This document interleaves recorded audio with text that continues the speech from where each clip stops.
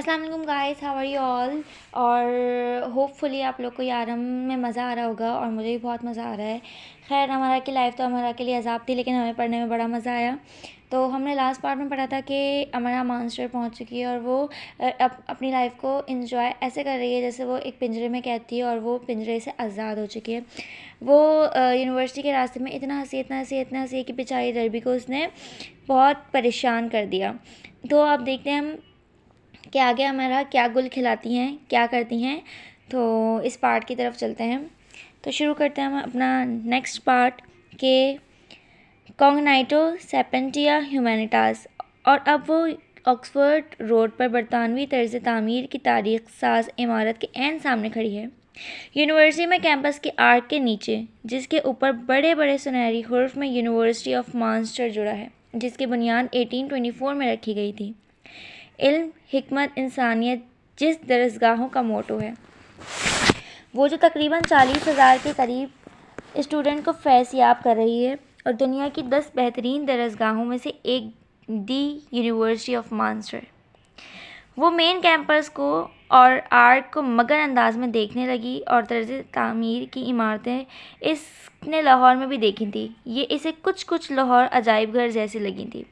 इसे ये मालूम नहीं था कि अंदर कैसा जहां आबाद है, दुनिया के कैसे लाइक फाइक काबिल इस्ताज़ा यहाँ इकट्ठे किए गए हैं, वो कैसे कैसे शागिर्दों के उस्ताद बना दिए गए हैं। हाँ भाई, अभी फ़िलहाल वो कुछ नहीं जानती थी और वो ये भी नहीं जानती थी कि वो बहुत जल्द बहुत कुछ जान जाएगी, बहुत कुछ। स्टूडेंट्स का जमे गफ़ीर ऐसे अंदर जा रहा था जैसे अंदर कोई चीज़ मुफ्त में तकसीम की जा रही हो, कि बिरयानी या इटली का वो मशहूर पिज़्ज़ा जो इटली में भी नहीं मिलता। आ जाओ अमरा। डर्बी काफ़ी आगे जा चुकी थी।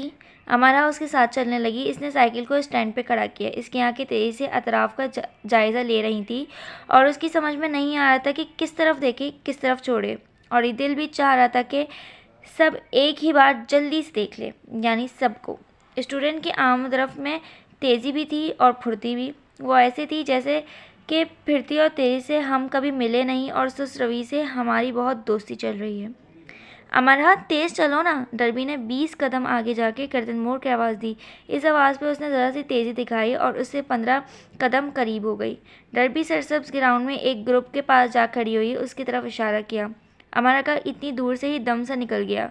वो 10-12 लड़कियों का एक ग्रुप था और उसमें शर्ली को उसने फ़ौरन पहचान लिया था। बाकी अज़रा को पहचानने में थोड़ा सा वक्त लगा, क्योंकि उसने सर पर सियाह नेट बांध रखी थी। अस्सलामुअलैकुम, उसने इनके करीब जाकर ज़रा घबराई आवाज़ में कहा कि अगर डर्बी के साथ इस साइकिल पर बैठे वो हंसने ज़रा जल्दी से फारिग हो जाती तो उससे कुछ मालूमात ही ले लेती कि इन सब के बारे में, ख़ास कर दाइम के बारे में, जो इससे राब्ते में रहा था और जिसकी मदद से वो यहाँ आई थी। सब ने अपना अपना नाम लेके तारुफ करवाया, जिस दौरान वो जिस खुलूस से मुस्कुराते रहे। अमरा हल्की फुल्की हो गई। वो बिला वजह इनके दबाव में आ गई थी। ये सब तो बहुत अच्छे हैं। दाएं उधर लड़कियां उठी और उसे साथ लेकर यूनिवर्सिटी कैंटीन में आ गई और उसे कॉफ़ी पिलाई। जब वो कॉफ़ी के आखिरी चुस्की ले चुकी और ग्रुप के लीडर दाइम के और ग्रुप की लड़कियों नवाल और बरीरा की खूबसूरती को दिल ही दिल में दाद दे चुकी, तो दाइम ने कुछ यूँ बात शुरू की। मिस अमरा, क्या आप मुझे मुकम्मल तौर पर संजीदगी और तवज्जो से सुनने वाले का इरादा करती हैं? मैं वादा करती हूँ, उसने ठीक अंदाज़े में कहा जिसमें बच्चे का हाथ में चॉकलेट छुपाकर और दूसरे हाथ को आगे से कहते हैं। पक्का वादा, मैं रात में चॉकलेट नहीं खाऊंगा। गुड, क्योंकि मुझे शक सा है, इसके लिए फिर कह रहा हूँ कि दरमियान में कुछ मत बोलिएगा।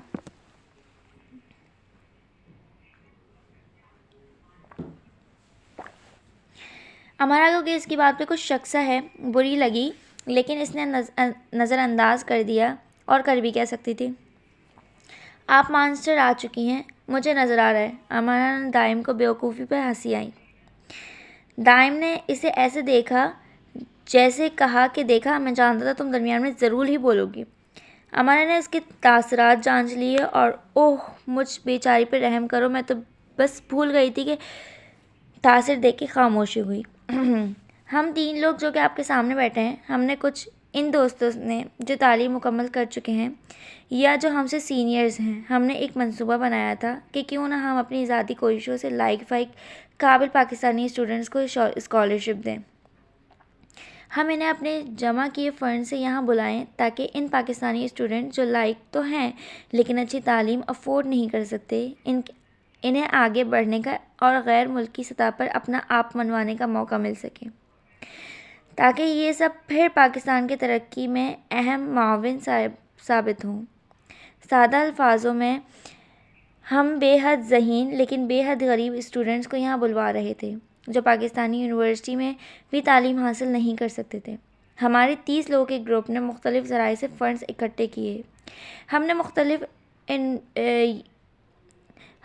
مختلف یونیورسٹیز میں سٹالز لگائے، کچھ میوزک اور تھیٹر کیا، کچھ ہماری اپنی سیونگز تھی، کچھ ہمارے والدین، رشتہ داروں، دوستوں اور مختلف کمیونٹیز کے مختلف افراد نے فنڈز دیے تھے اور ہم نے مطلوبہ ہدف پورا کیا۔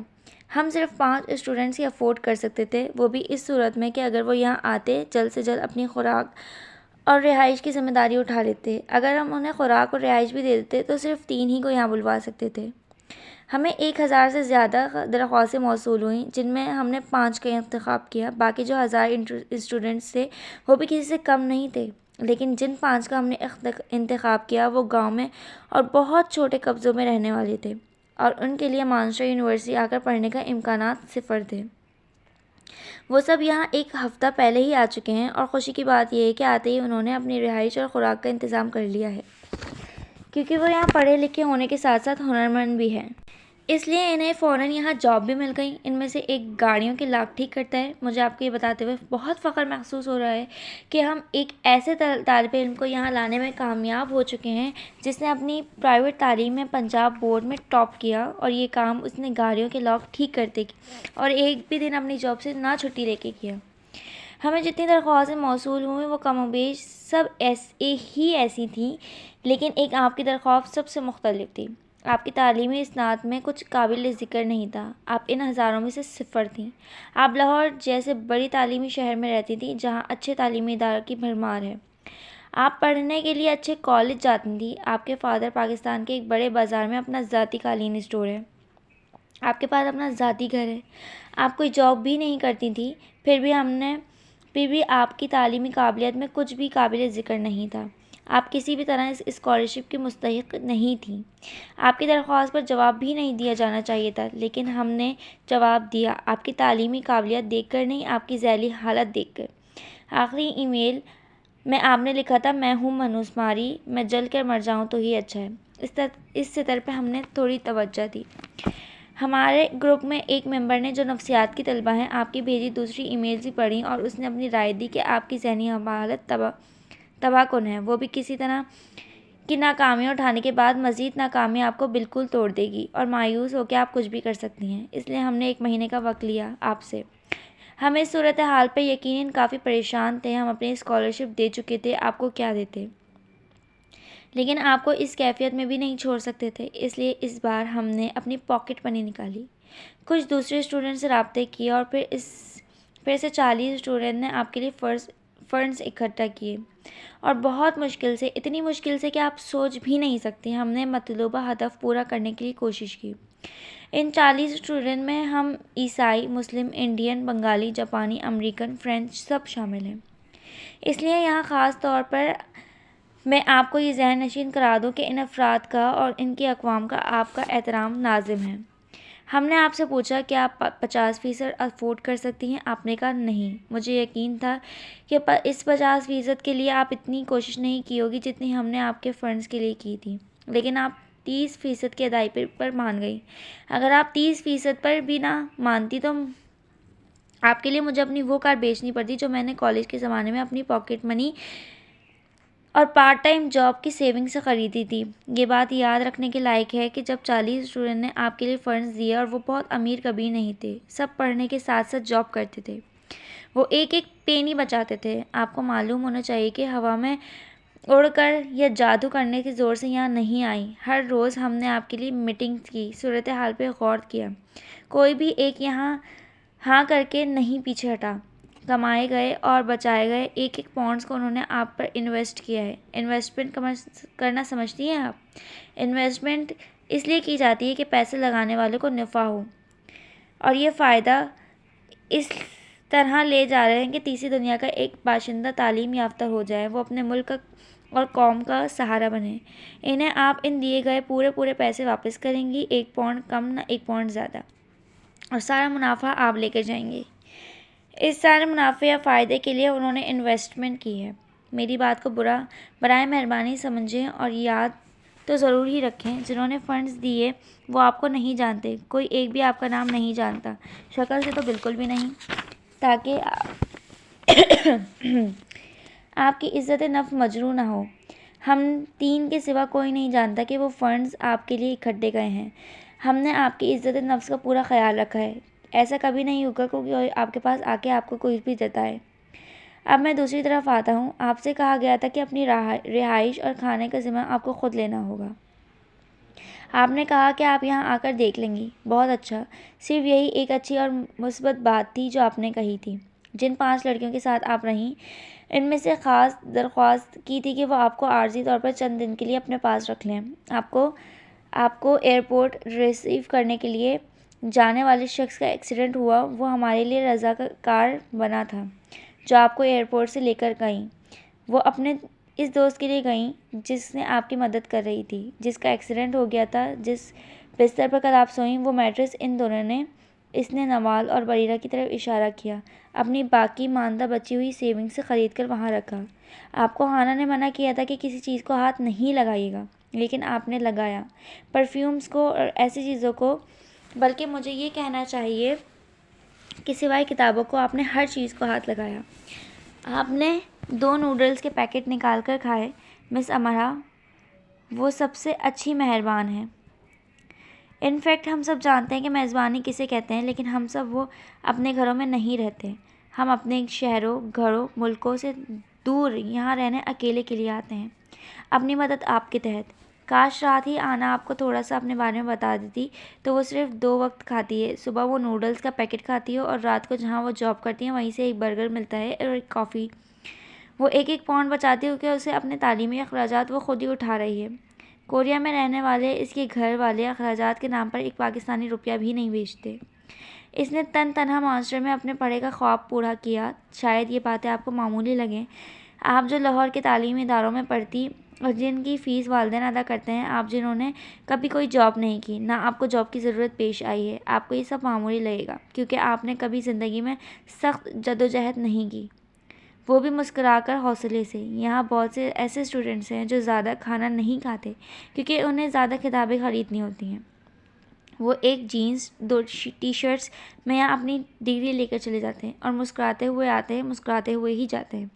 شرلی جن کے فلیٹ میں آپ رہ رہی ہیں، ان کے ساتھ رہنے کے لیے آپ کے پاس زیادہ سے زیادہ آج کی رات ہے۔ فائنل ڈیڈ لائن ٹھیک 1 مہینے کی ہے۔ آپ کے 1 مہینے کے کھانے کا سامان وہاں موجود ہے۔ آپ آج ہی اپنی رہائش اور جاب کا انتظام کر لیں۔ وہ رکا۔ ویلکم ٹو مانچسٹر یونیورسٹی مس امرا۔ اس نے سانس بھی نہیں لیا اور پھر سے شروع ہو گیا۔ یہ تو ہو گئی آپ کے یہاں رہنے کے بارے میں کچھ تفصیلات۔ اب میں آپ کو کچھ تجاویز دیتا ہوں، یعنی اچھی باتیں۔ وہ مسکرایا۔ برا مت مانیے گا، لیکن یہاں یہ کہا جاتا ہے کہ پاکستان، انڈیا، سری لنکا اور ایسی دوسری ترقی پذیر ممالک سے آنے والے بہت شکایتی ہوتے ہیں، سست، کاہل، بہانے باز۔ انہیں لگتا ہے کہ بلکہ انہیں یقین ہوتا ہے کہ سب مشکلیں، مصیبتیں، دکھ انہی کو مل گئے ہیں۔ رونے کے لیے بہانے ڈھونڈتے ہیں۔ آپ کی شکل بھی کچھ ایسی ہی لگتی ہے، بلکہ اس وقت لگ بھی رہی ہے۔ روئیں، لیکن دکھ پر، تکلیف پر، لیکن مشکل پر نہیں۔ یہاں آپ کو کوئی چپ نہیں کروائے گا۔ اس لیے نہیں کہ یہاں سب خود غرض ہیں، جیسا کہ یہاں کے لوگوں کے بارے میں سوچا اور کہا جاتا ہے، بلکہ اس لیے کہ وہ سمجھتے ہیں کہ رونا بے وقوفی ہے۔ میں بھی یہی سمجھتا ہوں۔ نوال اور بریرہ بھی یہی سمجھتے ہیں۔ اگر چھوٹی بڑی مشکلات پر رونے والے کو بار بار چپ کرایا جائے گا، وہ بزدل بن جائے گا، بہادر نہیں۔ مس امرا اپنی سستی، کاہلی اور بہانے بازی کو یہاں وہاں کوئی کوڑا دان دیکھ کر اس میں ڈال دیں یا آگ لگا دیں۔ اصل جل کر مرنا تو نہیں چاہیے۔ آپ لڑکی ہیں لیکن کمزور نہیں ہیں۔ ہمارے مذہب نے کہاں لڑکی کو کمزور کہا ہے؟ قرآن پاک میں جتنی بار ایک مرد کا ذکر آیا ہے، اتنی ہی بار ایک عورت کا ذکر آیا ہے، یعنی آپ مرد کے برابر ہیں، لیکن برابر ہونے اور برابر کا ثابت کرنے میں فرق ہوتا ہے۔ میں یہ سب کچھ صرف اسی لیے کہہ رہا ہوں کہ خود کو کمزور نہ سمجھیں، بلکہ اپنی طاقت کو پہچاننے میں سمرہ آپ مانسٹر یونیورسٹی آ چکی ہیں، آپ دوڑ میں شامل ہو چکی ہیں، ایک گولڈ میڈل لیں یا دور سے الگ ہو جائیں اور جا کر تماشائیوں میں بیٹھ جائیں، اور یاد رکھیں تماشائیوں کی بھیڑ میں آپ کو فوراً جگہ مل جائے گی، لیکن دوڑ میں اگر آپ صرف انجوائمنٹ کے لیے آ رہی ہیں تو آخری نمبروں میں آنے سے بہتر ہے آپ دوڑ سے نکل کر کسی اور کو آنے دیں۔ میرا یقین کریں، دنیا میں جوہریوں کی کمی تو یقیناً ہوگی، لیکن ہیرو کی بہرحال نہیں۔ اس بار وہ رکا اور کافی دیر تک رکا۔ یونیورسٹی میں ویلکم ویک چل رہا ہے، پھر آپ کی کلاسز شروع ہو جائیں گی۔ اس ایک ہفتے کے درمیان آپ زمین کھودیں یا گول گول گھوم میں آپ کی رہائش کا بندوبست ہو جانا چاہیے۔ آپ کی جاب کا، آپ کے فوڈ کا، اگر آپ بھوکی نہیں رہ سکتی تو یہ سب آپ کے مسئلے ہیں اور یہ سب آپ حل بھی کر سکتی ہیں۔ کیا نہیں کر سکتی؟ اس نے گردن فوراً نفی میں پھر ہاں میں ہلی۔ آپ سمجھ گئی ہیں نا؟ جی۔ اس نے اوپر سے سر ہلایا، اندر آنسوؤں کا ریلا دبایا۔ گڈ، اب آپ جائیں اور زمین میں کھودیں، میرا مطلب ہے جاب ڈھونڈیں۔ اپنی ڈگری کے دوران آپ کو ہر صورت 30% واپس کرنا ہوگا۔ اپنے اخراجات کو آپ کو ایسے سنبھالنا ہوگا جیسے یہ 30% جلد از جلد واپس کر سکیں۔ سمجھ گئی نا آپ؟ جی۔ اس نے بمشکل سر ہلایا۔ نوال اور بریرہ اردو سمجھ لیتی ہیں لیکن تھوڑی بہت بول نہیں سکتی۔ آپ کو زیادہ اچھی طریقے سے سمجھ آ جائے اس لیے میں نے آپ سے مخاطب کیا ہے، آپ کو برا نہیں لگنا چاہیے۔ مجھے برا نہیں لگا۔ ویل، آپ کی شکل تو کچھ اور ہی کہہ رہی ہے۔ میری شکل ہی ایسی ہے۔ ایسی کیسی؟ جھوٹ بولنے والی۔ اچھا، اب آپ کیا کریں گی؟ مجھے ڈاپ ڈھونڈنی ہے جلد از جلد۔ اس کی آواز رند آ گئی۔ بالکل ٹھیک کہا، ویسے آپ کی شکل بہت تیزی اور بہت سخت قسم کا جھوٹ بول رہی ہے مس امرا۔ اگر آپ کو رونا آئے تو کسی ایسی جگہ پہ چلی جائے گا جہاں آپ کو کوئی روتے ہوئے نہ دیکھ سکے، ٹھیک ہے؟ جی ٹھیک ہے۔ پہلے جا کے اپنا اسٹوڈنٹ کارڈ بنوائیں، اپنی کلاسز کی معلومات لے لیں۔ وہ سہم سی گئی کہ یہ سب کرنا ہے۔ کارڈ یہ کہاں سے بنے گا؟ آپ یونیورسٹی میں کھڑی ہیں اور یہ سب اسی یونیورسٹی میں ہوتا ہے۔ یہ جو آپ اتنے سارے اسٹوڈنٹ دیکھ رہی ہیں یہ سب بنا ڈرے اپنے سب کام کر رہے ہیں۔ آپ بھی یونیورسٹی میں گھومیں پھریں کہ آپ کے کام کیسے ہو سکتے ہیں یا آپ کو کیسے کرنے ہیں۔ وہ اٹھ کھڑی ہوئی۔ پلیز دل میں مجھے برا مت کہیے گا۔ امارا کا رنگ فک ہو گیا۔ یہی تو کر رہی تھی وہ، لیکن اسے کیسے پتہ چل گیا؟ اوہ پلیز، جب آپ کی جاب کا انتظام ہو جائے تو ہانا کے نوڈلز واپس کر لیجیے گا۔ کر دوں گی۔ ایک اور بات، دوبارہ کبھی اپنی ڈگری سے چھیڑ چھاڑ مت کیجیے گا، خاص کر کے پلس کو ایڈٹ کرنے کی۔ یہ آخری لیکن سب سے خطرناک بم تھا جو کینٹین کے شور و گل میں بہت اہتمام سے پھٹا۔ وہ ان کی طرف دیکھنے لگی جیسے ابھی افریقہ کے کسی قدیم قبیلے سے اسے یہیں لوگ اٹھا کر لے آئے ہیں اور بتا رہے ہیں کہ دیکھو ڈرو نہیں، کوئی جنگلی درندہ نہیں، پیٹرول سے چلنے والی بڑی سی بس ہے جس پر سفر کیا جاتا ہے اور ایسے ایک ڈرائیور چلاتا ہے، وہ قطعاً کوئی درندہ یا بلا نہیں۔ ان تینوں کی شکلیں جیسے کہکو کی پھلجھڑیوں کو اندر ہی اندر بجھا رہی ہوں۔ ہاں، وہ تینوں اس آخری بات پر ہنسنے دبانے کی کوشش کر رہے تھے اور اس میں کامیاب بھی تھے، اور وہ دھاڑیں مار کر رو دینا چاہتی تھی بلکہ رونے کی ناکام کوشش کر رہی تھی اور ناکام ہو رہی تھی۔ اس کی شکل سب بتائی تھی۔ اسے خیال سے آیا کہ اس کی نحوست کو لے کر اس پر جو جملے کیے جاتے ہیں وہ کتنے معمولی سے تھے ان حملوں کے مقابلے میں جو ماسٹر والوں کے ساتھ کیے گئے ہیں۔ وہ تو ننھی سی چھوٹی سی بچی تھی، اسے خوش بھی نہ ہونے دیا گیا اور رلا دیا گیا۔ آنسوؤں کا سمندر اس کی آنکھوں میں تیرنے نظر آنے لگا۔ ان تینوں نے اس کی شکل کی طرف دیکھا، وہ بالکل خاموش ہو گئے اور بائے کہہ کر اڑ گئے۔ اگر وہ اس کے اولین استاد تھے تو کمال کے استاد تھے۔ انہوں نے اسے سمندر میں دھکا دے دیا۔ اب ڈوب کر مر جاؤ یا تیر کر ابھر آؤ یا ڈر کر دبک جاؤ۔ ماسٹر میں ملنے والا پہلا سبق، ماسٹر میں سنایا جانے والا پہلا لیکچر اور ماسٹر میں گرائے جانے والے اولین آنسو ماسٹر میں خوش آمدید کہتے ہیں۔ تو بیسیکلی کہ مانسٹر کے لوگ بہت زیادہ ایک کہنا چاہیے کہ بہت درد ہوتے ہیں کہ بیچاری امرا کو آتے کے ساتھ ہی بہت زیادہ انہوں نے اپسیٹ کر دیا کہ آپ کو یہ بھی کرنا ہے وہ بھی کرنا ہے فلانا ڈھمکانا۔ بیسیکلی یہی ہونا چاہیے انسان کی لائف میں کہ انسان، ایک لڑکی ہے لیکن لڑکی کبھی کمزور نہیں ہوتی ہے، اس کو انڈیپینڈنٹ ہونا چاہیے اوبویسلی۔ لیکن ہمارے یہاں لڑکیوں کو یہ نہیں سکھایا جاتا، یہ نہیں بتایا جاتا، لیکن یہی نہیں کہ بندہ جاب کر کے ہی بہت انڈیپینڈنٹ ہو، لیکن ایک انسان کے اوپر ایک ہنر ہونا چاہیے انسان کے پاس کہ وہ کسی بھی طرح کر کے اپنے حالات سے مقابلہ کر لگے. تو جو کہ ہمارا نے نہیں کیا تھا، ہمارا صرف ذہنی ٹارچر ہوتی رہی تھی. اس نے صرف بھاگنے کی سوچی، لیکن یہ کبھی نہیں سوچا کہ اس مسئلے کو حل کس طریقے کیا جا سکے. تو وہ فضول باتوں میں روتی رہی. ہم بھی تو یہی کرتے ہیں، ہم اپنے مسئلوں میں رونے لگ جاتے ہیں، لیکن رونا مسئلے کا حل نہیں ہوتا. مسئلہ حل کرنا مسئلے کا حل ہوتا ہے. رونا ہمیشہ تکلیف میں چاہیے، رونا کبھی بھی اپنی مصیبتوں میں نہیں چاہیے. تو یہ بات اگر دائم نے اور اس کے کلاس فیلوز نے اس کو سمجھائی تھی تو مجھے نہیں لگتا کہ کوئی بری بات سمجھائی ہو. لیکن اوبویسلی ایک لڑکی نے کبھی کچھ کیا ہی نہیں تھا تو اس کے لیے بہت زیادہ مشکل ہو جائے گا. لیکن یہاں سے تو انسان اپنی زندگی کو گزارنا سیکھتا ہے. تو ہم آگے دیکھتے ہیں کہ ہمارا کس طریقے سے اپنے آپ کو سروائیو کرے گی یا شاید بھاگ جائے گی.